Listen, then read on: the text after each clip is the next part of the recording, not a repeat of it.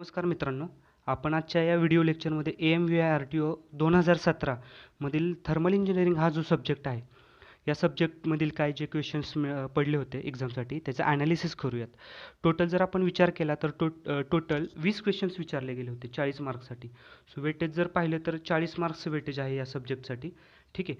तर व्हिडिओ आवडली तर नक्कीच लाईक, शेअर आणि सबस्क्राईब करा. ठीक आहे. तर पहिला क्वेश्चन पाहूयात आपण काय आहे तो. The fraction of heat input that is converted to the net work output is measure of the performance of heat engine and is called the. ठीक आहे. हा क्वेश्चन विचारला आहे म्हणजे त्यांनी काय विचारलं आहे, फ्रॅक्शन ऑफ हीट इनपुट जे आहे की ज्याचं कन्व्हर्जन वर्क आउटपुटमध्ये होतं, तर तो हा जो परफॉर्मन्स आहे तो नक्की आपण कशात मेजर करू शकतो. 4 पर्याय दिलेले आहेत बघा आपल्याला. मेकॅनिकल इफिशियन्सी, सेकंड आहे व्हॉल्युमेट्रिक इफिशियन्सी, थर्ड आहे थर्मल इफिशियन्सी आणि लास्ट आहे फ्युअल रेशो. आपण या 4 पर्यायांचा जर विचार केला तर याच्यातलं करेक्ट आन्सर आहे बघा thermal efficiency. So thermal efficiency generally आपण काय कन्सिडर करतो, so thermal efficiency is equals to net work done, जे वर्क आपल्याला आउटपुट मिळणार आहे, डिवायडेड बाय जे हीट इनपुट आहे किंवा हीट सप्लाय केलेले आहे आपण. So our correct answer is a thermal efficiency. ठीक आहे. नेक्स्ट क्वेश्चन आपण पाहूयात. In air standard assumptions all the processes that make up the cycle are internally. जर आपण एखादी एअर स्टँडर्ड ॲझम्पशन्स जर कन्सिडर केले तर त्याच्यामधले जे प्रोसेस आहेत की जे काय करतात सायकलला इंटरनली, ठीक आहे, काय करतात त्यांनी आपल्याला विचारले. सो 4 पर्याय दिलेले बघा, reversible, irreversible, heated and cooled. या 4 पर्यायांचा जर विचार केला तर करेक्ट आन्सर आहे बघा रिव्हर्सिबल. ठीक आहे. सो एअर स्टँडर्ड ॲझम्पशन्समध्ये जेवढ्या काही प्रोसेस आहेत त्या मेकअप करतात सायकलला इंटरनली, काय करतात तर रिव्हर्सिबल. हे करेक्ट आन्सर आहे. नेक्स्ट क्वेश्चन पाहूयात आपण. For the steady flow of a liquid through a device. ठीक आहे. स्टेडी फ्लो लिक्विड आहे की जे डिव्हाइसमधून पास होतं आहे. ठीक आहे. That involves no work interaction. वर्कचं इंटरॅक्शन होत नाही आहे. ठीक आहे. So such as nozzle or pipe section. एखादा नोझल किंवा पाईप सेक्शन असेल तर द वर्क टर्म इज. तर वर्क टर्म काय करू शकतो आपण याच्यामधलं. 4 पर्याय दिलेले आहेत बघा, 0, maximum, average and none of this. ठीक आहे. या 4 पर्यायांचा जर विचार केला तर याच्यातलं करेक्ट आन्सर आहे बघा 0. सो स्टेडी फ्लो प्रोसेसमध्ये एखादं लिक्विड जर डिव्हाइसमधून पास होत असेल आणि त्याच्यात वर्क इंटरॅक्शन होत नसेल तर ते वर्क आपण टर्म कशात करतो, ते वर्क असतं 0. ठीक आहे. नेक्स्ट क्वेश्चन पाहूयात आपण. क्वेश्चन आहे बघा, प्रॉब्लेम विचारला गेलेला आहे. प्रॉब्लेम काय विचारला आहे बघा. So problem is that a cyclic heat engine does 50 kilojoule of a work per cycle. So given डाटामध्ये आपल्याला वर्क जे काय आहे ते वर्क किती दिलेलं आहे, डब्ल्यू इज गिवन 50 किलोजूलचं आपल्याला वर्क दिलेलं आहे. If efficiency of a heat engine is, efficiency आपल्याला दिलेली आहे किती 75%मध्ये दिली, म्हणजे आपण ती लिहू शकतो 0.75 इन टर्म्स ऑफ. ठीक आहे. म्हणजे इफिशियन्सी आपली किती मिळाली आपल्याला 0.75. ठीक आहे. तर पुढं विचारलं आहे काय, the heat rejected per cycle is. तर हीट रिजेक्टेड म्हणजे QR आपल्याला विचारलेला आहे. ठीक आहे. QR ची व्हॅल्यू आपल्याला विचारली. So QR equals to question mark करूयात आपण. ठीक आहे. सो जनरली जर आपण इफिशियन्सीचा विचार केला तर इफिशियन्सी काय असतं, efficiency is equal to net work done. ठीक आहे. जे काही नेटवर्क मला मिळणार आहे divided by amount of heat that is supply, QS म्हणूयात आपण. ठीक आहे. जर ह्या फॉर्म्युल्याचा विचार केला आणि या फॉर्म्युल्यामध्ये गिवन डाटा जर आपण पुट केला तर कसं होईल बघा. So efficiency 0.75 which is equals to आपल्याला नेटवर्क डन किती दिले आहे 50 डिवायडेड बाय QS. ठीक आहे. डिवायडेड बाय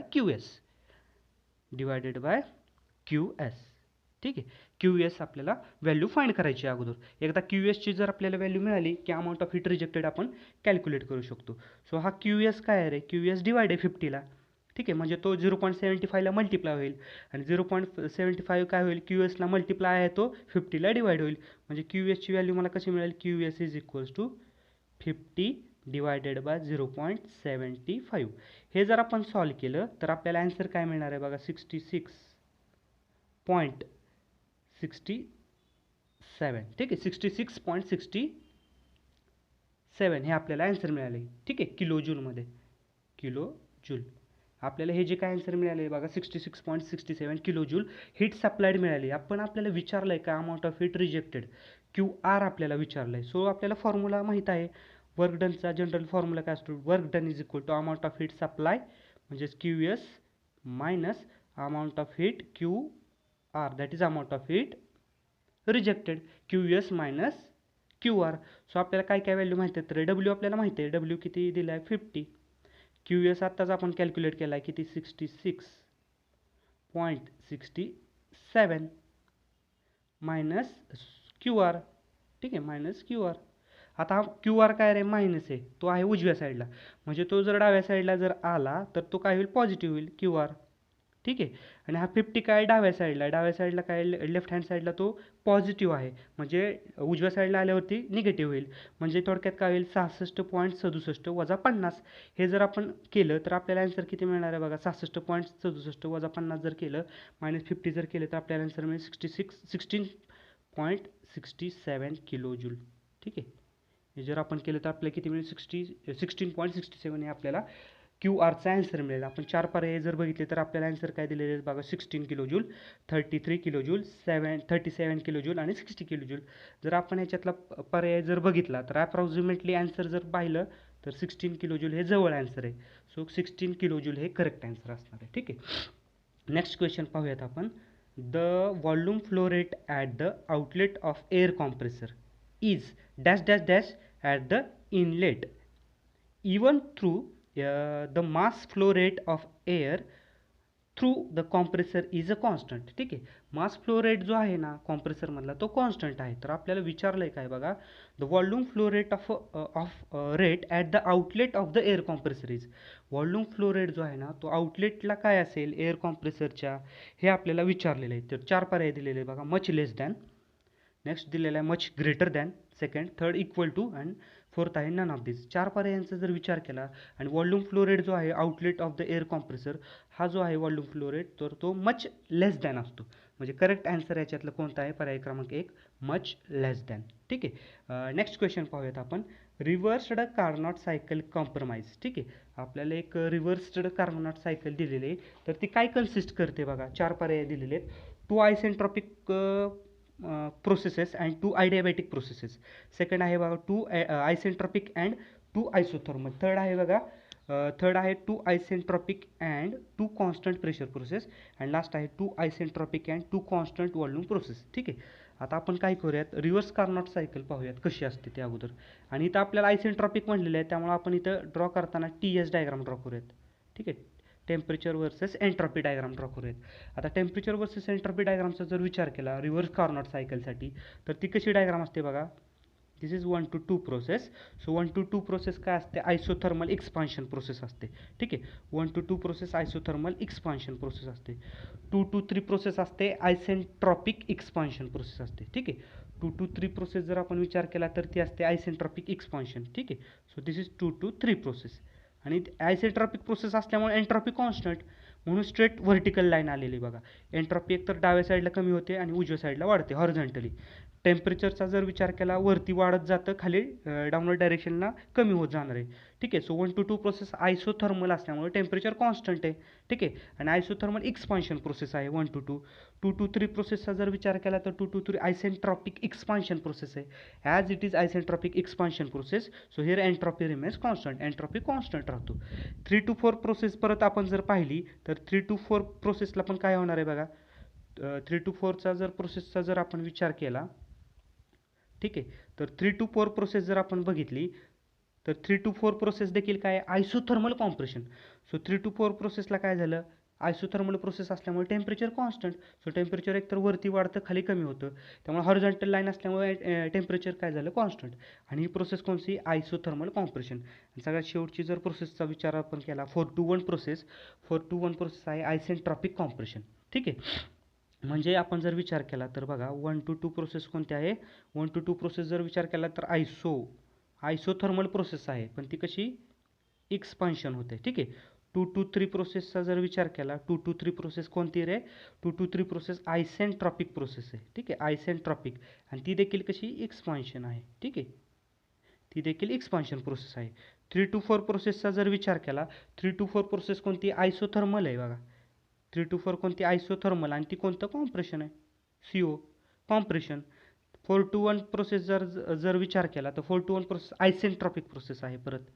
सो आयसेंट्रॉपिक आणि कॉम्प्रेशन. ठीक आहे, आयसेंट्रॉपिक कॉम्प्रेशन. म्हणजे आपण जर विचार केला, आपल्याला चार पर्याय दिलेले आहेत. तर चार पर्यायामध्ये जर विचार केला आपल्याला, ह्या डायग्रामवरून जर विचार केला तर बघा काय काय दिसतंय. दोन आयसोथर्मल प्रोसेस आहेत. ठीक आहे, पहिली एक आहे आयसोथर्मल, थर्ड एक आयसोथर्मल, आणि दोन आयसेंट्रॉपिक प्रोसेस आहेत, म्हणजे दुसरे आणि चौथी प्रोसेस 4-1. म्हणजे चार पर्याय बघा, चार पर्यायापैकी कोणता आन्सर बरोबर असेल बघा. टू आयसेंट्रॉपिक प्रोसेस आहेत आणि टू आयसोथर्मल प्रोसेस आहेत, म्हणजे पर्याय क्रमांक 2. ठीक आहे, two isentropic and two isothermal processes. ठीक आहे, so this one is the correct answer. ठीक आहे, आता पुढचा क्वेश्चन बघूयात आपण. पुढचा काय आहे बघा. In steam power plants the pump handles liquid which has a very small specific volume. ठीक आहे, पंप काय करतोय, पंप हँडल करतोय लिक्विड की जिथं काय आहे, तो स्मॉल अमाऊंटमध्ये स्पेसिफिक वॉल्यूम आहे त्याचं. ठीक आहे, अँड टर्बाईनचा जर विचार केला तर काय आहे, turbine handles vapour whose volume is many times larger. Turbine काय करतो, वेपर हँडल करतो की ज्याचं वॉल्यूम जास्त आहे. Therefore work output of the turbine is. तर वर्क आउटपुट टर्बाईनचं काय असेल असं त्यांनी विचारलेलं आहे. Dash dash dash the work input to the pump. ठीक आहे, वर्क इनपुटचा जर विचार केला तर वर्क आउटपुट काय असेल. ठीक आहे, चार पर्याय आहेत बघा. Many times larger than, many times smaller than, equal to आणि none of this.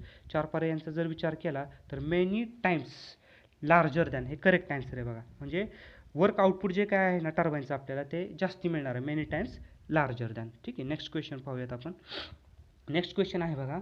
The isentropic efficiency of the compressor is. ठीक आहे, नेक्स्ट क्वेश्चन आपल्याला काय विचारलं आहे बघा. Isentropic efficiency of the compressor is defined as ratio of the isentropic compressor work to. ठीक आहे, म्हणजे आपल्याला थोडक्यात काय इफिशियन्सी विचारली.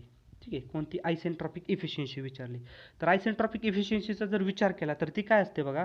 Isentropic efficiency is equals to isentropic कॉम्प्रेसरचं जे काय आहे वर्क डिवायडेड बाय, बघा आयसेंट्रॉपिक कॉम्प्रेशनचं वर्क डिवायडेड बाय काय असतं बघा, divided by actual compressor work. ठीक आहे, सो इट इज ॲक्च्युअल जे कॉम्प्रेसरचं वर्क आहे ते त्याला डिवायडेड बाय असतं. जर आपण आयसेंट्रॉपिक इफिशियन्सीचा जर विचार केला तर इथं आपल्याला चार पर्याय दिलेले आहेत बघा. Adiabatic compressor work, isothermal compressor work दिला आहे, आणि नेक्स्ट थर्ड आहे बघा ॲक्च्युअल कॉम्प्रेसर वर्क, लास्ट आहे आयसेंट्रॉपिक कॉम्प्रेशन वर्क.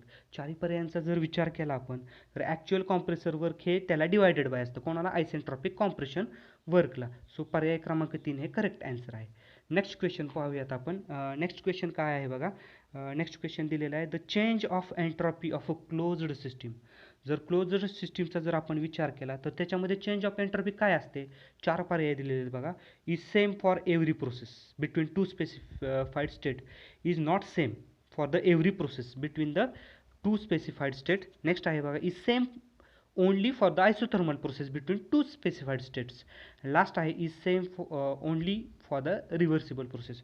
चार पर्यायांचा जर विचार केला आपण आणि जर चेंज ऑफ एंट्रॉपी जर आपण पाहिलं फॉर द क्लोज सिस्टीम, तर चेंज ऑफ एंट्रॉपी ही क्लोज सिस्टीमसाठी काय असते, is same for every process between two specified state. ठीक आहे, म्हणजे पर्याय क्रमांक 1 is same for the every process between the two specified state हे करेक्ट आन्सर आहे. ठीक आहे, नेक्स्ट क्वेश्चन पाहूयात आपण बघा. Rankine cycle efficiency of a good steam power plant may be in the range of. रँकाइन सायकलचा जर विचार केला तर गुड स्टीम पॉवर प्लांटसाठी किती इफिशियन्सी असते. चार पर्याय दिलेले आहेत बघा. 10 to 15%, 35 to 45%, 70% to 80%, नेक्स्ट आहे बघा 90% to 95%. ह्या चार पर्यायांचा जर विचार केला आणि रँकाइन सायकल जर आपण कन्सिडर केली तर रँकाइन सायकलमध्ये जर for the good steam power प्लांटसाठी 35% to 45% इतकी ही जी काही इफिशियन्सी आहे ती असणार आहे. ठीक आहे, so correct answer is option number 2. पर्याय क्रमांक 2 हे करेक्ट आन्सर असणार आहे. ठीक आहे, नेक्स्ट क्वेश्चन आपण पाहूयात बघा. नेक्स्ट क्वेश्चन काय आहे. Steam is the most common working fluid used in a vapour power cycle because. आता स्टीम का वापरली जाते वेपर पॉवर सायकलमध्ये कॉमनली हे त्यांनी विचारलं आहे. तर चार पर्याय आहेत बघा. एक तर अवेबिलिटी, सेकंड आहे लो कॉस्ट, थर्ड आहे बघा high enthalpy of the vaporization, and सगळ्यात लास्ट आहे बघा ऑल ऑफ द अबव. ठीक आहे, जर आपण त्याचा विचार जर केला, स्टीमचा जर विचार केला, कॉमनली ही वर्किंग फ्लुइड म्हणून वापरलं जातंच. ठीक आहे, वेपर पॉवर सायकलमध्ये. तर एक तर ते अवेलेबल होते इझिली, लो कॉस्ट पण असते, त्याचा एन्थॅल्पी देखील जास्त असतो. म्हणजे आन्सर पर्याय क्रमांक 4 ऑल ऑफ द अबव हे करेक्ट आन्सर असणार आहे. ठीक आहे, नेक्स्ट क्वेश्चन आहे बघा. नेक्स्ट क्वेश्चन काय दिलेलं आहे आपल्याला. The ratio of brake power output to the fuel energy input per unit times is called. ठीक आहे, आपल्याला रेशो विचारले बघा. Brake power output to the fuel energy input असा रेशो विचारला आहे. तर तो रेशो नक्की काय असतो? व्हॉल्युमेट्रिक इफिशियन्सी, स्ट्रेट फॉरवर्ड आहे बघा हा क्वेश्चन. व्हॉल्युमेट्रिक इफिशियन्सी, सेकंड आहे बघा थर्मल इफिशियन्सी, थर्ड आहे मेकॅनिकल इफिशियन्सी आणि लास्ट आहे रिलेटिव्ह इफिशियन्सी. या 4 पर्यायांचा जर विचार केला तर रेशो ऑफ ब्रेक पॉवर जे काय तुम्हाला दिलेली brake power divided by fuel energy input जी काय दिलेली तुम्हाला. ठीक आहे, फ्युएल एनर्जी इनपुट. तर याचं जे करेक्ट आन्सर आहे ते आहे बघा थर्मल एनर्जी. म्हणजे थर्मल एनर्जीने आपण ते दाखवतो. ठीक आहे, म्हणजे option number 2 is a correct answer. Next question आहे बघा. 4 इंटरनली रिव्हर्सिबल प्रोसेसेस लाईक. ठीक आहे, 4 तुम्हाला प्रोसेस दिलेले आहेत. तर त्याच्यातलं तुम्ही करेक्ट आन्सर सांगायचं. 4 पर्याय दिलेले आहेत बघा, डिझेल, ड्युएल, ऑटो किंवा नन ऑफ दिस. तर ह्याच्यातली नक्की कोणती सायकल असणार आहे?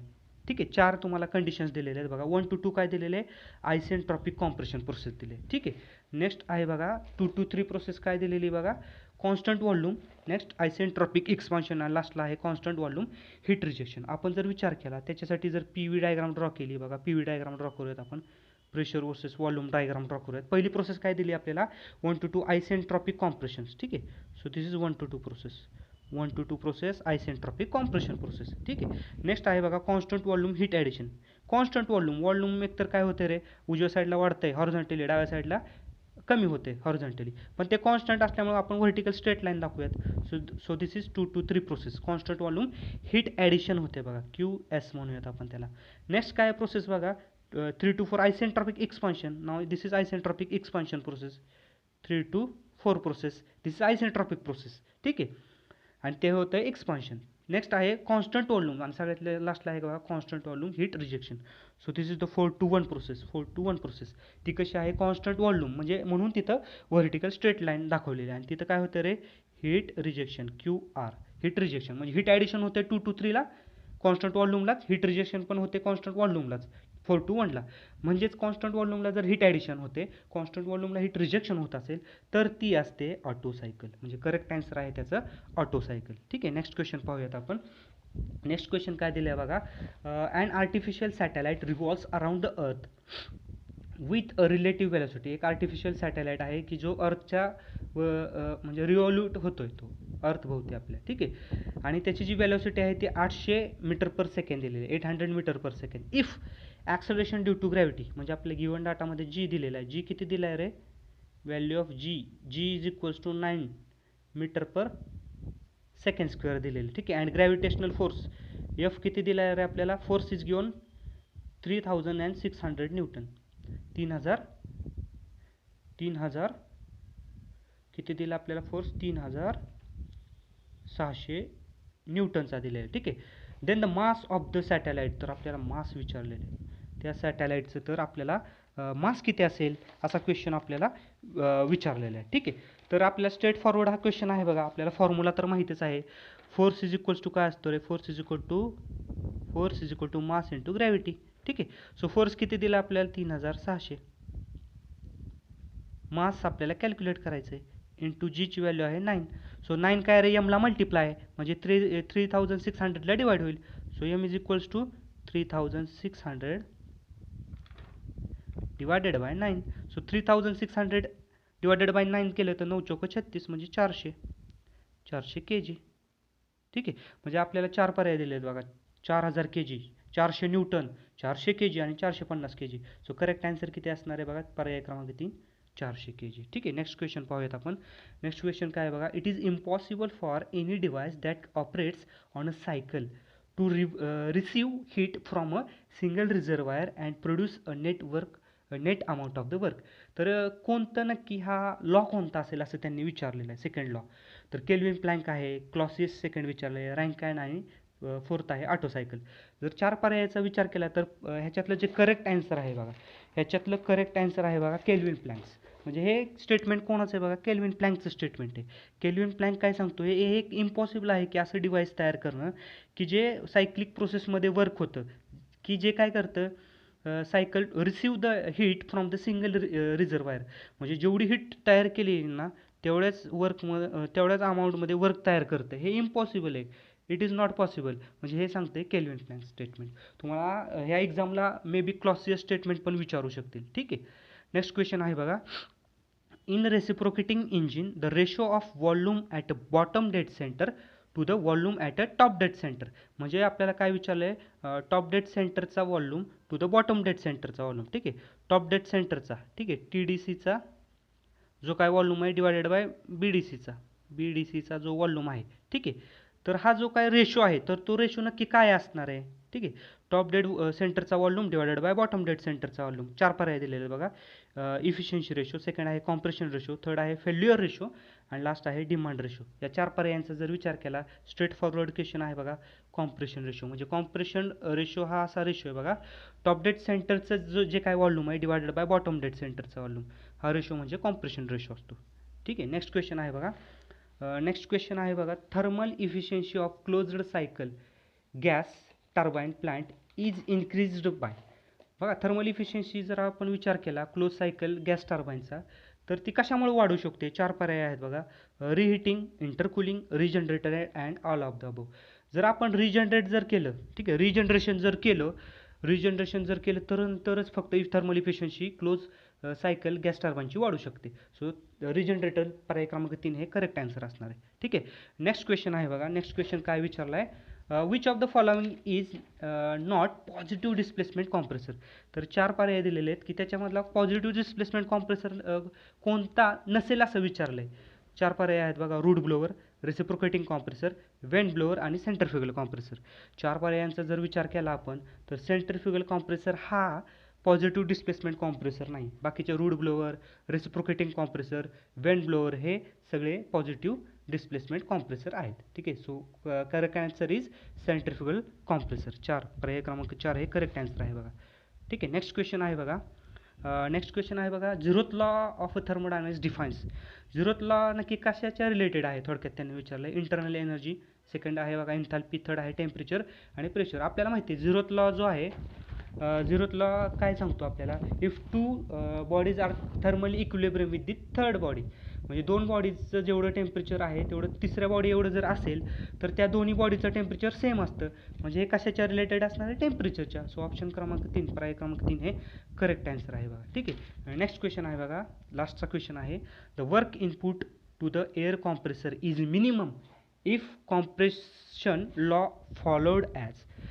ठीक आहे. कॉम्प्रेसर लॉ कोणता फॉलो करतोय की ज्यामुळं मला वर्क इनपुट सगळ्यात कमीत कमी मिळेल. ठीक आहे. हा कॉम्प्रेसरच्या रिलेटेड क्वेश्चन आहे बघा. त्याच्यासाठी आपण PV डायग्राम ड्रॉ करूयात. ठीक आहे. So this is vertical pressure versus volume, horizontal volume. ठीक आहे. आपण जर कॉम्प्रेसरचा विचार केला तर 1 to 2 प्रोसेस असते बघा. 1 to 2 प्रोसेस सक्शन. ठीक आहे. सक्शन होतं म्हणजे बाहेरची जेवढी काय एअर आहे, ॲटमॉस्फेरिक एअर, ड्युरिंग सक्शन स्ट्रोकला ती एअर सक केली जाते 1 to 2 प्रोसेसला. ठीक आहे. 2 to 3 प्रोसेस जी असते ती कॉम्प्रेशन प्रोसेस असते. पण ह्या कॉम्प्रेशन प्रोसेसचा जर विचार केला तर 3 प्रकारे कॉम्प्रेशन होऊ शकतं. आयसोथर्मल कॉम्प्रेशन, पॉलिट्रॉपिक कॉम्प्रेशन आणि आयसेंट्रॉपिक कॉम्प्रेशन. त्यातली पहिली जी प्रोसेस असते बघा ती आयसोथर्मल कॉम्प्रेशन असते. म्हणजे 2 to 3 प्रोसेस असते बघा. 2 to 3 process, this is 2 to 3 process isothermal compression. ठीक आहे. म्हणजे आयसोथर्मल कॉम्प्रेशनमध्ये PV equals to constant. Isothermal कॉम्प्रेशनमध्ये PV इक्वल्स टू कॉन्स्टंट. आणि 3 to 4 प्रोसेस परत काय असणार आहे बघा. 3 to 4ला डिलिव्हरी. ठीक आहे. म्हणजे एक्झॉस्ट म्हणजे जे काय एअर कॉम्प्रेस केलेली ती कॉम्प्रेस होणार आहे आणि ती डिलिव्हर केली जाणार आहे 3 to 4 प्रोसेसला. परत जर आपण सेकंड प्रोसेसचा जर विचार केला, एकतर आयसोथर्मल कॉम्प्रेशन होऊ शकतं किंवा सेकंड 2 to 3ला किंवा 3 म्हणूयात आपण. 2 to 3 ही पॉलिट्रॉपिक कॉम्प्रेशन पण होऊ शकतं बघा. 2 to 3ला काय पॉलिट्रॉपिक म्हणजे PV⁻n equals to constant. Polytropic compression पण होऊ शकतं ते. आणि 2 to 3 जर आपण विचार केला 3 ठीक आहे. म्हणजे एकतर पहिलं PV equals to constant isothermal compression होऊ शकतं, PV⁻n पॉलिट्रॉपिक कॉम्प्रेशन देखील होऊ शकतं आणि सगळ्यात लास्टला असणार आहे बघा isentropic compression, reversible adiabatic process म्हणजे PV⁻γ इक्वल्स टू कॉन्स्टंट. म्हणजे 2 to 3 बघा. 2 to 3 फक्त आयसोथर्मल प्रोसेस. ठीक आहे. 2 to 3 पॉलिट्रॉपिक आणि 2 to 3 आयसेंट्रॉपिक कॉम्प्रेशन प्रोसेस. ह्या 3 प्रोसेस अशा होतात बघा. तीन प्रकारे कॉम्प्रेशन होतं. आता आपण जर विचार केला, आपल्याला काय विचारलं त्यांनी, मिनिमम सगळ्यात कमी वर्क आपल्याला डन झालं पाहिजे, सगळ्यात कमी वर्क लागलं पाहिजे ते कॉम्प्रेशन वर्कसाठी. तर ह्या सगळ्यामध्ये जर विचार केला तर बघा, हे एक सगळ्यात कमी हा जो एरिया दिसतोय तुम्हाला, तो सगळ्यात कमी तिथं वर्क लागतंय. म्हणजे जर माझी process P V equals to constant म्हणजे आयसोथर्मल प्रोसेस असेल तर सगळ्यात कमी वर्क मला लागणार आहे. म्हणजे 4 पर्याय दिले आहेत बघा. आयसेंट्रॉपिक, सेकंड आहे आयसोथर्मल, थर्ड आहे बघा P V raise to 1.2 equals to constant, आणि सगळ्यात शेवटी आहे P V raise to 1.35 equals to constant. म्हणजे पर्याय क्रमांक 2. ठीक आहे, आयसोथर्मल प्रोसेस हे करेक्ट आन्सर आहे. ठीक आहे, थँक्यू.